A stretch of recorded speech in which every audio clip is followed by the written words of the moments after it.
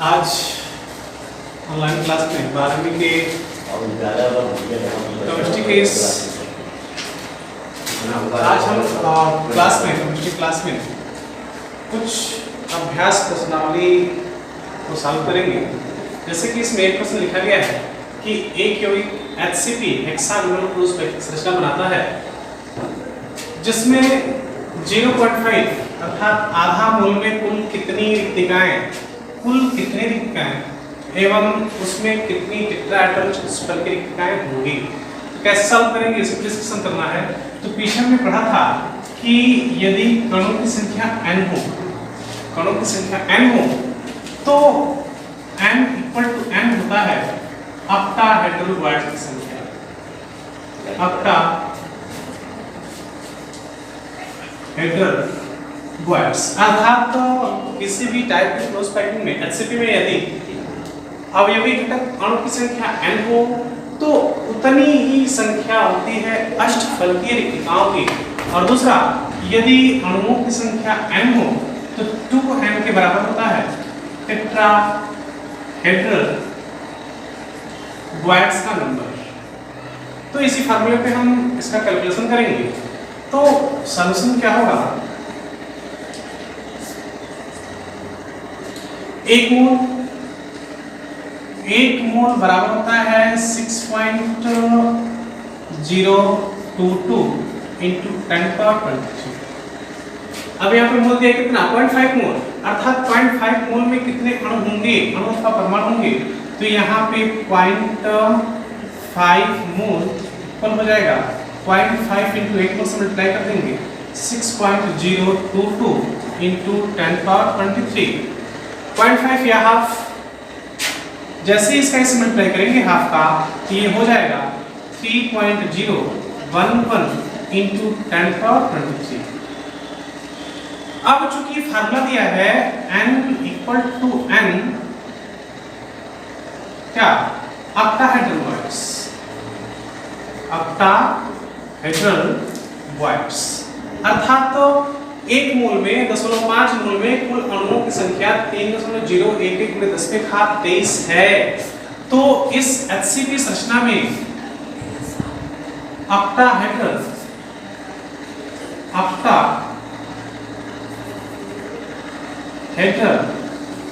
Bonds का number of octahedral bonds भी कितना होगा, कितना ही n के बराबर, कैपिटल N के बराबर 3.011 इंटू 10⁻23। अब यहाँ पे टोटल पूछ रहा है, टोटल ऑक्टाहेड्रल और टेट्राहेड्रल कितना होगा। तो यहाँ पे ऑक्टाहेड्रल निकल गया, टेट्राहेड्रल ज्ञात करना है। और जो टेट्राहेड्रल है, टेट्राहेड्रल नंबर ऑफ बॉन्ड्स ये जो है ये 2n के बराबर होते हैं। 2n इक्वल टू n, ये यहाँ पे n क्या है, ये है आयन, ये है परमाणु की संख्या, नंबर ऑफ एटम या कंपोनेंट्स पार्ट। एटम भी हो सकता है, अणु भी हो सकता है, मॉलिक्यूल अथवा आयन भी हो सकता है। तो क्या होगा, 2n करना है। n कितना है, n इक्वल टू 3.011 10⁻23। तो इसका 2n कर देना है। n का वैल्यू हो गया ये, तो 2n करेंगे कितना होगा 2 इंटू 3.011 इंटू 10⁻23। यही मल्टीप्लाई करेंगे हो जाएगा आपका इक्वल टू हो जाएगा 6.022 इंटू 10⁻23। अब टोटल नंबर ऑफ बाइट्स हमें क्या करना है, total number of bytes calculate करना है। तो यहाँ पे करते हैं टोटल नंबर ऑफ बाइट्स अर्थात अष्टफलकीय व चतुष्फलकीय कुल रिक्तिकाओं की संख्या। तो अष्टफलकीय रिक्तिकाओं की संख्या है,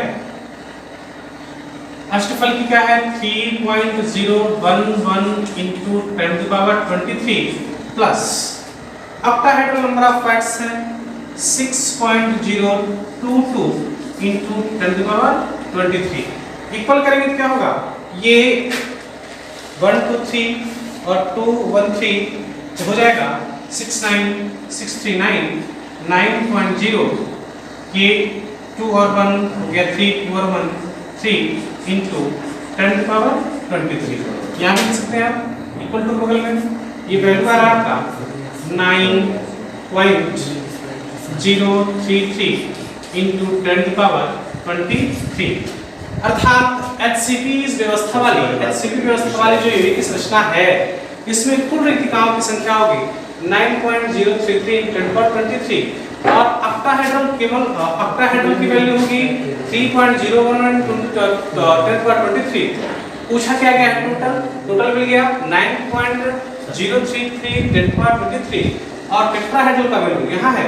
टेट्राहेड्रल ये जो है वो 2n के मल्टीपल के बराबर होता है जिसका वैल्यू है 6.0223 हो गया। अब प्रश्न संख्या 2 है एक यौगिक जो दो तत्वों M व N से बना है। FCC की संरचना मैंने बताया था। FCC या CCP ये फेस सेंटर्ड को कहते हैं जिसमें अवयवी कण सभी कोणों के साथ साथ सभी फलकों अर्थात 6 फलकों के अंतर केंद्र में उपस्थित होता है। तो यहाँ पे बोला जा रहा है क्वेश्चन में क्या बताया गया है कि जो M है वह FCC के सभी कोण अर्थात ये कार्बन में उपस्थित जितने भी कंपोनेंट्स पार्टिकल हैं ये M है।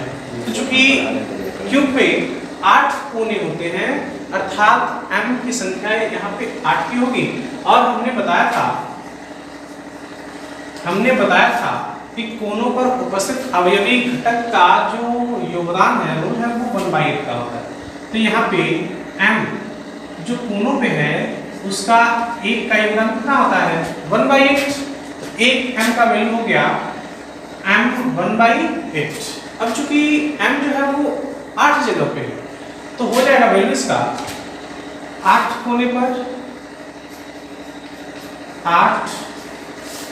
पर M का मान हो जाएगा 1/h इंटू h। ये M है ये हो जाएगा 1M। दूसरा क्वेश्चन में आगे बोला जा रहा है N जो है वह सभी फलकों के केंद्र में उपस्थित है और बताया गया था कि एक फलक के केंद्र में जो योगदान होता है फलक में कण का योगदान जो होता है वो एक फलक में होता है 1/2 अर्थात हाफ का। अब चूंकि FCC में 6 फलक होते हैं तो क्या होगा ये 1n है हाफ है तो क्या होगा 6 फलक पर n का योगदान हो जाएगा आपका हाफ n इंटू चूंकि 6 फलकों पे n है तो क्या होगा 2 3 6 अर्थात 3n।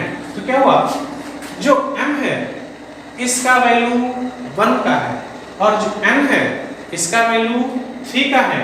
तो फार्मूला लिखेंगे इसका जो कंपाउंड का फार्मूला है वो होगा यौगिक का जो सूत्र है वो होगा m का 1 योगदान और n का 3 का योगदान। तो सूत्र होगा m1 n3। आगे एक प्रश्न और है इसमें जो ज्यादातर पूछा जाता है कि सीसा को अति शीतल द्रव क्यों कहते हैं।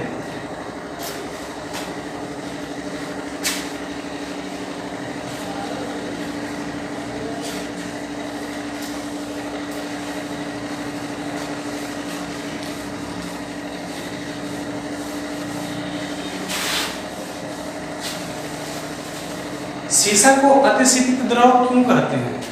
अतिशीतित अर्थात सुपर कूल्ड फ्लूइड अतिशीतित द्रव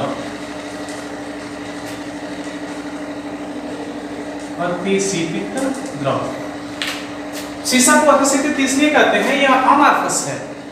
और सबसे बड़ी ये चीज कि ये पाया गया है कि जो सीसा है यह हम सामान्यतः सीसा को जो लेड है इसे कमरे के ताप पे ठोस अवस्था में हम देखते हैं।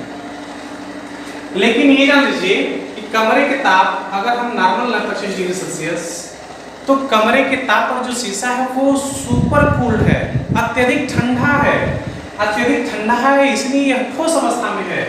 अब इसका प्रमाण कैसे मिलता है? यदि हम अपने घरों की खिड़कियों पे जहाँ पे ग्लास लगा होता है वर्टिकली, लंबे समय के पश्चात विंडो में जो ग्लास लगा होता है, इसके ऊपर उपस्थित जो अपर सरफेस में लेड के कंपोनेंट्स होते हैं, जब वो गर्मी के दिन में एनवायरनमेंट का, क्लाइमेट का टेम्परेचर बढ़ जाता है, तो तापमान बढ़ जाने के कारण इस विंडो का जो अपर पार्ट है उसमें उपस्थित कंपोनेंट्स पार्टिकल धीरे धीरे मेल्ट करके नीचे की तरफ बहने लगते हैं, नीचे बहने लगते हैं, जिससे ऊपर का जो पार्ट है वो हो जाता है पतला और नीचे इनका प्रवाह आके रुकता है, जिससे नीचे के भाग में जम जाते हैं, जिससे नीचे वाला भाग हो जाता है मोटा। तो चूंकि कमरे के ताप पर शीशा अत्यधिक ठंडा होता है, जो गर्मियों के दिनों में अधिक गर्मी पड़ने से वातावरण का ताप बढ़ जाने के कारण ऊपर उपस्थित जो मॉलिक्यूल कंपोनेंट्स पार्टिकल्स हैं वो धीरे धीरे फ्लो करने लगते हैं। इसी कारण चूंकि शीशे में बहने की प्रवृत्ति होती है और शीशा कमरे के ताप पे अतिशीतित अत्यधिक ठंडा होता है, सुपर कूल्ड होता है, इसलिए शीशा को अतिशीतित द्रव कहते हैं। आगे अब हम आपके टॉपिक्स पे आते हैं। बाकी जो प्रॉब्लम्स होंगे वो कमेंट बॉक्स में आप बताएंगे। न्यूमेरिकल में या फिर क्वेश्चन में जो अभ्यास प्रश्नावली में दिया गया है अथवा पाठ्यगत प्रश्न जो है, आगे हम पढ़ेंगे। पीछे हमने यूनिट सेल पढ़ा, क्लोज पैकिंग पढ़ा, अब पढ़ेंगे पैकिंग एफिनिटी या संकुलन क्षमता। बहुत ही महत्वपूर्ण प्रणाली है ये, संकुलन क्षमता, पैकिंग एफिनिटी। क्या है ये? हमने बताया कि यूनिट सेल में, यूनिट सेल जिसका जो शेप है वो क्यूब के जैसे माना गया है और क्यूब के सभी कॉर्नर पे अथवा फेस पे या क्यूब के सेंटर में अवयवी कण या कंपोनेंट्स पार्टिकल उपस्थित होते हैं। तो इसके आधार पर हम संकुलन क्षमता को कैसे जानेंगे? निबिड़ संकुलन या क्लोज पैकिंग में बताया गया था कि सभी घटक ठोस गोले के रूप में होते हैं और ये एक दूसरे से न्यूनतम दूरी पर उपस्थित होते हैं। तो हम इसे माना कि ये प्रिमिटिव है, आद है, प्रिमिटिव यूनिट सेल, माना ये प्रिमिटिव यूनिट सेल या साधारण एकक कोशिका है। तो क्लोज पैकिंग के अनुसार यदि हम यहाँ पर रिप्रेजेंटेशन करें तो सभी गोले ठोस के रूप में होते हैं और ये सभी एक दूसरे से न्यूनतम दूरी पर होते हैं। ये हो गया। ठीक ऐसे ही यहाँ 3 डायमेंशनल स्ट्रक्चर होगा, इसे हम ऐसे बनाएंगे। एक फलक अगर हम ले लें, एक फलक को निकाल के हम अच्छे से समझते हैं ऐसे, ये चारों फलकों पर अर्थात चारों कारणों पे ये 4 गोले एक दूसरे से नियरेस्ट पोजीशन पे जुड़े हुए हैं। अब इस संकुलन क्षमता को हम डिफाइन कैसे करेंगे? तो इसके लिए आपको 2 चीज ध्यान में देना है, कुछ चीजों को ध्यान में देना है। जैसे कि माना हमने क्लोज पैकिंग में बताया था कि ये जो गोले हैं ये सॉलिड होते हैं, सॉलिड स्फीयर, ठोस गोले हैं। और दूसरा चीज, ये सभी एक दूसरे से नियरेस्ट पोजीशन पर जुड़े हुए होते हैं। तो यदि आप गोलों को आपस में चिपकाएंगे तो बीच में ऐसे कहीं न कहीं वैकेंसियां जरूर बनेंगी। तो यहाँ पे हमने इन 4 नियरेस्ट पार्टिकल्स को, 4 कंपोनेंट्स को एक दूसरे के साथ जुड़ाया तो पाया कि यहाँ कुछ रिक्त स्थान है। अब आप जानते हैं कि ये कणों के पास या पदार्थ के पास अपना खुद का द्रव्यमान होता है और ये स्थान गिरते हैं। तो चूंकि इस क्यूब में ये जो कंपोनेंट्स पार्टिकल्स हैं ये इस क्यूब का कुछ ना कुछ स्थान जरूर घेरेंगे और चूंकि गोले हैं, गोले आपस में नियरेस्ट पोजीशन पर जुड़े होंगे तो इनके बीच में वॉइड्स भी बनेगा, कुछ रिक्त स्थान भी होगा। तो यहाँ पे ये समझिए कि इस क्यूब में जितना स्थान ये घेरे, जितना कैपेसिटी था इनका स्थान क्यूब का घेरने का, वही है क्लोज पैकिंग एफिनिटी अर्थात डिफाइन करते हैं। तो क्या बोलेंगे कि यूनिट सेल में इन कंपोनेंट्स पार्टिकल द्वारा स्थान घेरने की जो क्षमता है, अर्थात क्यू का जितना स्थान ये घेर रहे हैं, एकक कोशिका में ठोस गोलों के द्वारा घन के आयतन को घेरने की क्षमता, लिखते हैं यहाँ पे ठोस गोले जो क्या है, अवयवी कण है, ठोस गोलों के द्वारा घन के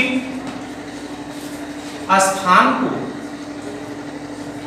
घेरने की, घन के स्थान को घेरने की जो अद्भुत क्षमता है, घेरने की क्षमता को संकुलन क्षमता करते हैं। संकुलन, छोटा डेफिनेशन है, संकुलन क्षमता करते हैं। तो देखिए, पर समझते हैं यहाँ पे हम देख रहे हैं कि ये ठोस गोले आपस में नियरेस्ट डिस्टेंस पे जुड़े हुए हैं, और जब भी गोले आपस में जुड़ेंगे आप प्रैक्टिकली भी कर सकते हैं। यदि चार बाल को आपस में चिपकाएंगे तो पाएंगे कि बीच में कुछ वैकेंसी बन रहा है। तो ये जो कि क्यूब के आठों कॉर्नर पे है आप, या फिर फिक्स में भी हो सकते हैं। तो इन ठोस कणों के द्वारा घन के आयतन को, ठोस गोलों के द्वारा घन के आयतन को, ये यहाँ कुछ छूट गया, घन के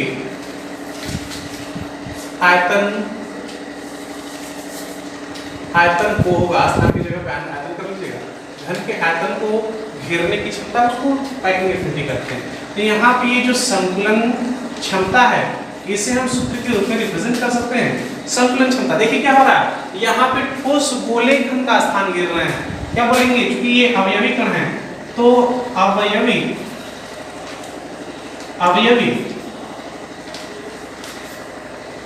कणों द्वारा घेरा गया स्थान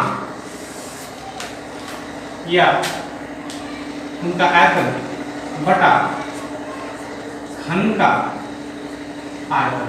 इसे हम ऐसे लिख सकते हैं, ये वॉल्यूम ऑफ स्फीयर,